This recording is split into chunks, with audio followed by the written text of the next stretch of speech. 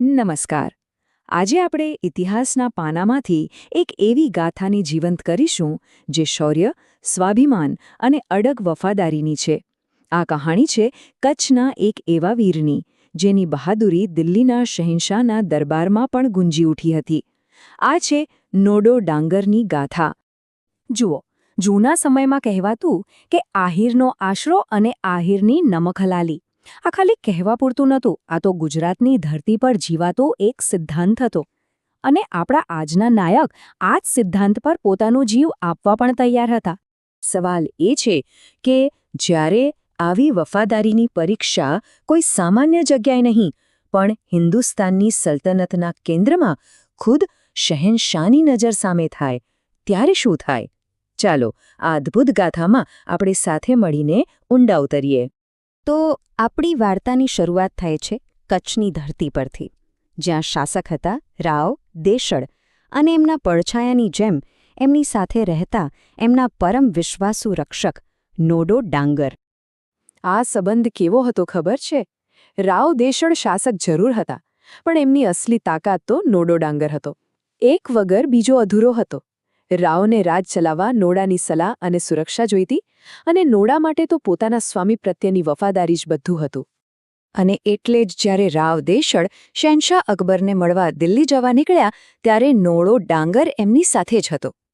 પણ કચ્છની એક ખુલ્લી હવાથી સાવ અલગ દિલ્હીના રાજમહેલોના પડછાયામાં એક એવી કસોટી એમની રાહ જોઈ રહી હતી જેની એમને કલ્પના પણ નહોતી. દિલ્હીની એ ભીડ, એ શાન અને શોકત. મુઘલ દરબારની એક ભવ્યતા વચ્ચે કચ્છનો આ વીર યોદ્ધો પોતાને સાવ એકલો અનુભવી રહ્યો હતો. અહીં એ રાવનો રક્ષક નહીં, પણ માત્ર એક અજાણ્યો ચહેરો હતો. વિચારો, દિલ્હીના એ ધમધમતા બજારમાં એ બેઠા હતા. એમનો સફેદ પોશાક, એમની તીખી મૂછો, સ્પષ્ટ દેખાઈ રહ્યું હતું કે આ માણસ અહીંનો નથી. અને બસ એ જ ક્ષણે એક લાચાર અવાજ એમના કાને પડ્યો. એમણે એક ગરીબ બ્રાહ્મણનો અવાજ સાંભળ્યો, જે દુકાનદાર પાસે પોતાનો દુઃખ ઠાલવી રહ્યો હતો.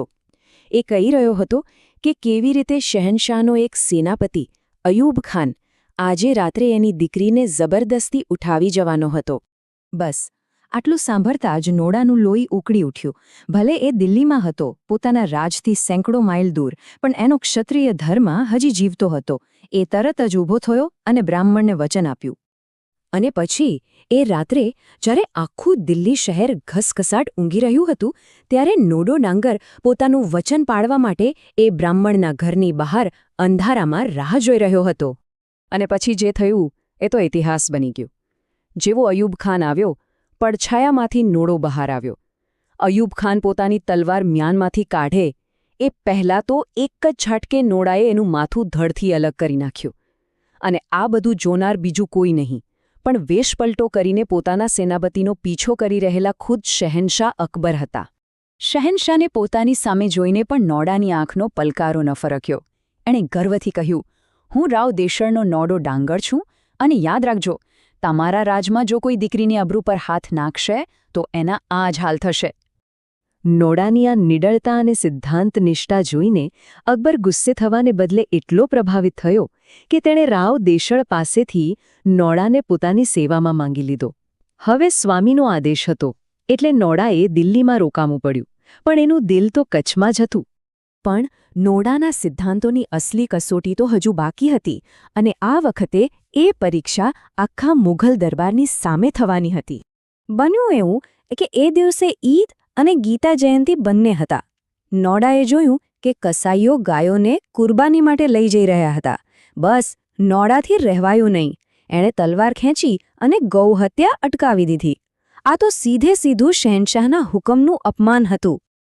અકબરે ગુસ્સામાં કહ્યું, ઠીક છે, જો ગાયની કુરબાની નહીં તો તારી કુરબાની થશે.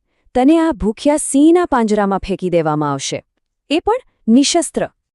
નોડાએ એક ક્ષણનો પણ વિચાર કર્યા વગર પોતાની તલવાર ફેંકી દીધી. આખો દરબાર સ્તબ્ધ થઈને જોઈ રહ્યો હતો. એક તરફ હતો નિશસ્ત્ર નોડો અને બીજી તરફ પાંજરામાં ભૂખથી તડપતો વિકરાળ સિંહ. બધાને લાગ્યું કે હવે નોડાનું બચવું અશક્ય છે.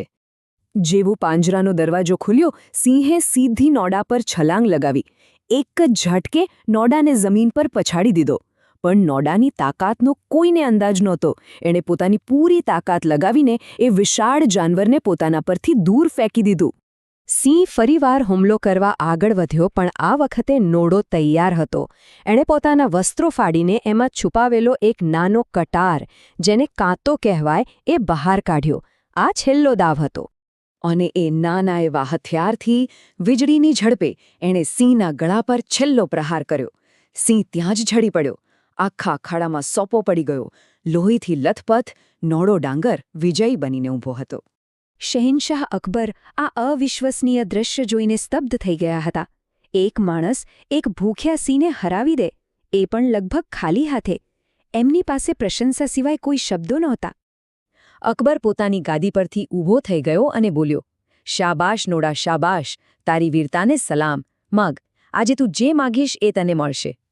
અકબરને લાગ્યું કે નોડો સોના મોહરો, ધનદોલત કે પછી કોઈ મોટી જાગીર માંગશે. પણ નોડાએ આ બધું ઠોકરાવી દીધું. એણે તો માત્ર એક જ વસ્તુ માંગી, મને મારા સ્વામી રાવ દેશળ પાસે પાછો કચ્છ જવાની પરવાનગી આપો. એની આ અડગ વફાદારી જોઈને અકબર એટલો ખુશ થયો કે એણે નોડાને મોરબી પાસે 12 ગામની જાગીર ભેટમાં આપી અને ખૂબ જ સન્માન સાથે કચ્છ પાછો મોકલ્યો. તો છેવટે એ સવાલ એ જ છે કે અસલી નાયક કોને કહેવાય? જે એક મહાન પરાક્રમ કરે એને, કે જે જીવનભર પોતાની વફાદારી ન છોડે એને? નોડો ડાંગરની ગાથા આપણને એ જ શીખવે છે કે સાચી વીરતા ત્યાં જ જન્મે છે જ્યાં સાહસ અને વફાદારી બંને એક સાથે શ્વાસ લે છે.